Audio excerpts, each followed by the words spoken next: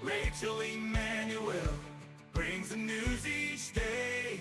On Alberta Roundup, she has her say.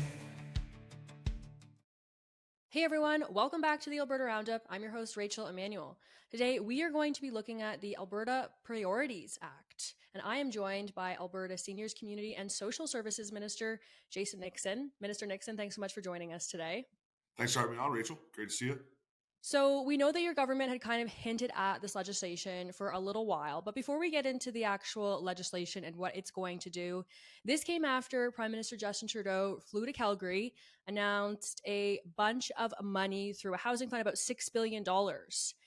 Your government came out and they took issue with some of the money and the way that it was going to be spent. And then you also announced the Provincial Priorities Act, which should hopefully prevent the federal government from working directly with municipalities without your government's sign-on.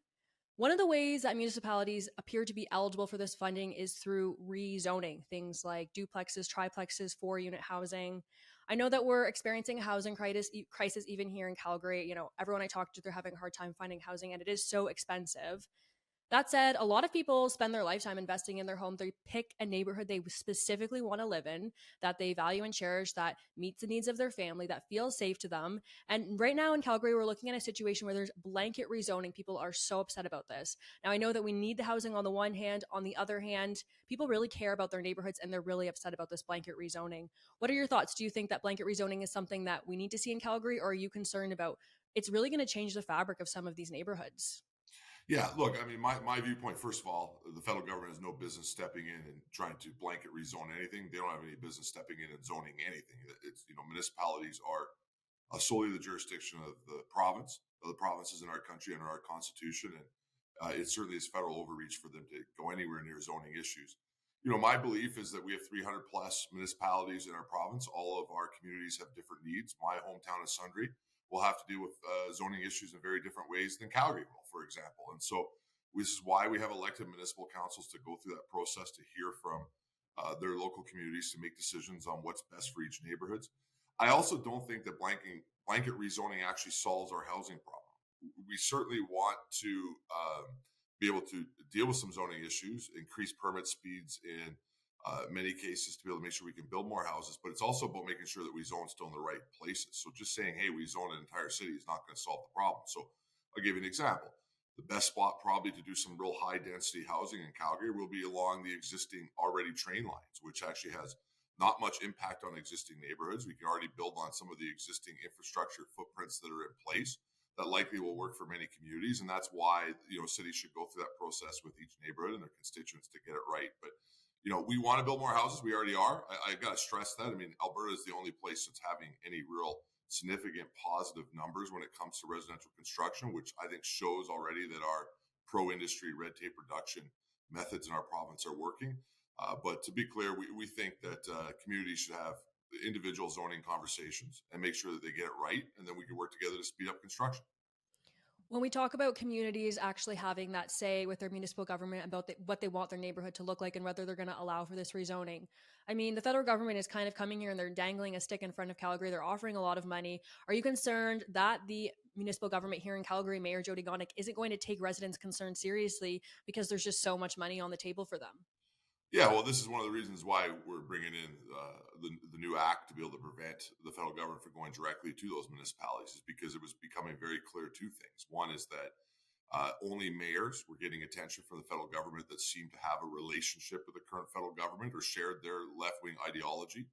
And so you saw situations where Edmonton and Calgary were getting money for the federal government, but places like Cochrane, which is one of the fastest growing communities in the country, we're not even getting a phone call. And so we really saw a need to step in to be able to make sure that we're distributing money across the province where it's needed. And then second, it was very clear that they were willing to change rules or to sell out their own constituents to be able to get to that money.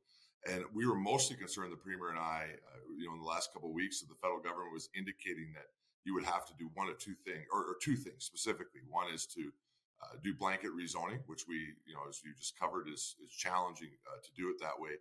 But second was to sign on to the Green Building Code, which we, what exactly that means from the federal government. They were light on details, which is not abnormal, But given the history of this federal government when it comes to their green ideology, it's deeply concerning about what that impact could be on our construction industry and the cost to Albertans to buy a house and to ultimately rent houses as well, because it would raise the price in both sides of the market. And so that's why we stepped in and said we're done. The federal government needs to deal with the province. We have jurisdiction in this area.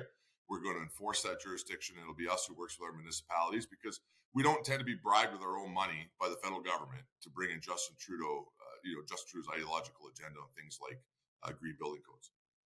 Now, I know you said that they were light on the details, not unusual for the federal government, like you mentioned, but what are some of the specific building codes that you were worried they might force municipalities to implement with this green agenda that you've been talking about? What specifically? Well, one of the big things that there's been musing about at the federal level, again, both the Premier and I have spoken about this recently, is the possibility of saying that houses cannot connect to natural gas, and that we'd have to go with solar or wind or different type of electricity sources to be able to get to that funding.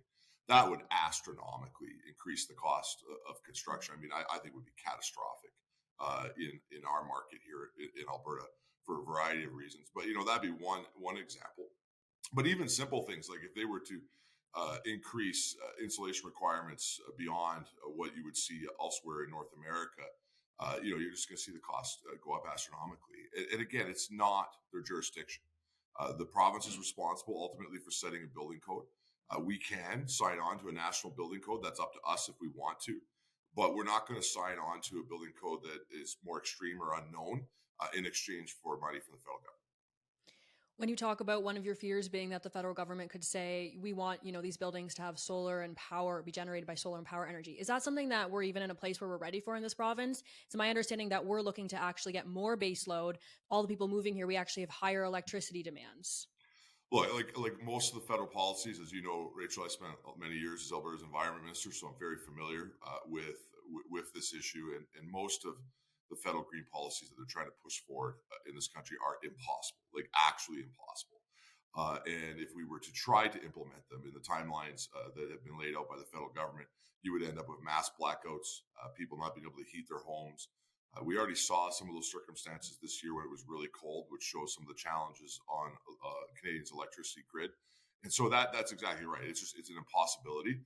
But when you're dealing with Justin Trudeau and the federal level government on this issue, impossibilities don't seem to register with them. They just continue to drive forward and not want to have this conversation any resemblance of reality. And that's unfortunate. But when it comes to our housing issues, which is one of the biggest issues in the country right now, and certainly one of the biggest issues in the province, but making sure we have enough housing stock.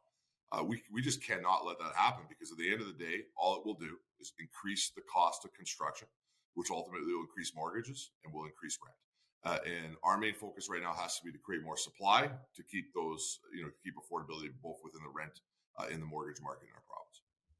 So on the Alberta Provincial Priorities Act specifically, that's going to be ensuring that the federal government receives the UCP's government sign off on any projects that they hope to strike with municipalities. Now, when we're looking at this $6 billion for housing specifically, is this legislation, when it passes, is it going to stop any money that was promised to municipalities in its track, or is it too late and is that deal going to go ahead?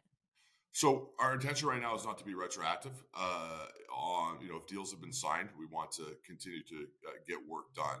But going forward, and certainly for this latest round of announcements that are associated with the federal budget, this legislation will be applicable and it will force the federal government to come to the table like they did in Quebec and in BC and make a deal with the province, and then we would work with our municipalities to be able to build houses where and when they are needed within our province. But going forward, what will have to happen is the federal government cannot go to a municipality or any other entity that is created by the provincial government or is over 50% funded by the provincial government without the permission of the provincial government. So what essentially that does is it forces the feds to come to the table with the province to make a deal.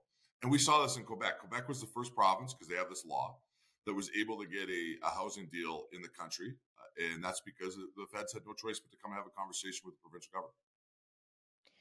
One other thing I wanted to ask you about is obviously your government has been working hard on the Alberta is Calling campaign, trying to attract new skilled workers to the province. Do you think that there's maybe a time where we would want to put a pause on this campaign? I know the premier says, look, we're really trying to attract skilled workers, even construction workers.